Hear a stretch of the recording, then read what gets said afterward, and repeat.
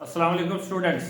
उम्मीद करते हैं सारे स्टूडेंट ठीक ठाक हैं। स्टूडेंट ये वीडियो मैं बना रहा हूँ, एक तो बता रहा हूँ आपको क्रिटिकल अप्रिसिएशन जो आनी है एडीएस वाले स्टूडेंट्स के लिए, यानी पोएम की जो इंपॉर्टेंट समरी आनी है उस हवाले से इंपॉर्टेंट पोएम बता देता हूँ और 2 या 3 टिप्स आपको दे देता हूँ कि जो पोएम की समरी लिखनी होती है, क्योंकि उसमें लिखा होता है क्रिटिकल अप्रिसिएशन लिखे। तो क्रिटिकल अप्रिसिएशन में आपने क्या चीज़ें इंपॉर्टेंट है जो आपने पोएम लिखते हुए वो भी साथ में पोएम की समरी लिखते हुए वो लिखनी होती है। तो पहले मैं वो बताता हूँ, एंड में आपको इंपॉर्टेंट पोएम्स बता देता हूँ कि कौन कौन सी हैं। स्टूडेंट्स, क्रिटिकल एप्रिसिएशन में आप जब समरी लिखते हो किसी भी पोएम की, तो उसमें से नंबर 1 आपने जो लिखना होता है वो पोएम की जो पोएम का होता है शायर पोएट, उसकी आपने बैकग्राउंड लिखना होता है, उसकी हिस्ट्री लिखनी होती है और उसका नाम लिखना होता है कि ये जो पोएम है किस पोएट ने लिखी है और इस पोएट का बैकग्राउंड क्या था, मतलब कि पोएट किस तरह की शायरी करता है। कोई पोएट होते हैं जो रोमांटिक शायरी करते हैं, कोई ब्यूटी के मतलब शायरी करते हैं, किसी की गुलामी शायरी होती है, पोएट्री होती है। तो आपने उसको स्टार्ट में मेंशन कर देना है कि ये कौन सा पोएट है जिसने इस पोएम को लिखा है और उसका बैकग्राउंड कैसा है और हिस्ट्री कैसी थी और उस जिस मतलब ज़माने में ये पोएम लिखी गई उस वक्त पोलिटिकल सिचुएशन क्या थी, वो सारी जो तकरीबन जितनी भी पोएम्स हैं उनके स्टार्ट में लिखा होता है। मगर आपने ये ज़हन में रखना है कि क्रिटिकल अप्रिसिएशन में स्टार्ट में पोएम का नाम, पोएट का जो नाम लिखना होता है, पोएट का बैकग्राउंड लेना होता है कि पोएट किस किस्म की जो है ना पोएट्री करता है, वो भी साथ में आपने थोड़ा सा मेंशन करना होता है, ताकि जो आपकी क्रिटिकल अप्रिसिएशन का यही मतलब होता है।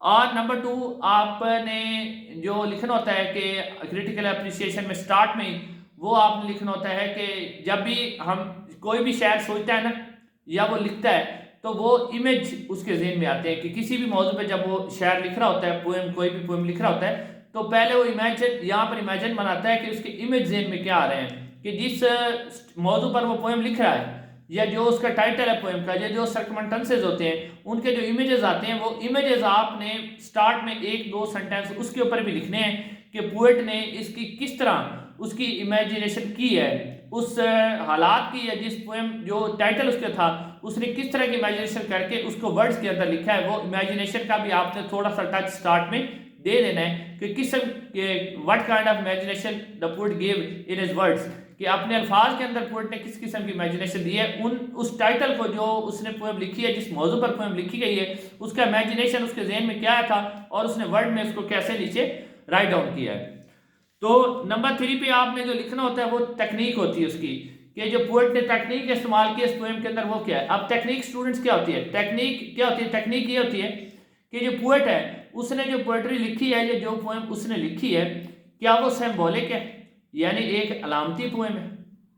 उसने सिंबॉलिक बीच में इशारे इस्तेमाल किए हैं, जैसे कहते हैं कि किसी मतलब पोएम का उसने इशारा इस्तेमाल किया जिससे हमें पता चल रहा है कि ये पोएम ब्यूटी के मुतल्लिक है, या ये पोएम जनाब पॉलिटिकल सिचुएशन के मुतल्लिक है, या ये पोएम किसी स्टोरी के मुतल्लिक है। मतलब वो सिंबॉलिक टच जो पोएम ने दिया होता है ना कि किन चीज़ों का कोई भी चीज़ें जो होती हैं उसके अंदर इस्तेमाल की जाती हैं, या वो आपने ये भी देखना है कि उसने क्या पोएम जो है वो छोटी लिखी है। मतलब बाज़ पोएम क्या होती हैं कि उनके जो शेर होते हैं या जो उनकी वर्सेस होती हैं वो स्मॉल होती हैं, मतलब छोटी छोटी होती है, या उसने लॉन्ग सेंटेंस इस्तेमाल किए हैं। ये सारी चीज़ें उस सिंबॉलिक के अंदर आती हैं। तो आपने ये सिंबॉलिक टच देना होता है समरी लिखने के बाद, यानी जब समरी कंप्लीट हो जाती है तो एंड में आपने सिंबॉलिक टच दे देना है कि पोएट ने किस किस्म की शायरी की है, उसका सिंबॉलिक टच क्या था जो पोएट देना चाह रहा था। मतलब जैसे मैंने आपको बता चुका हूँ कि उसने क्या टेक्निक इस्तेमाल की, सिंबॉलिक टेक्निक इस्तेमाल की है,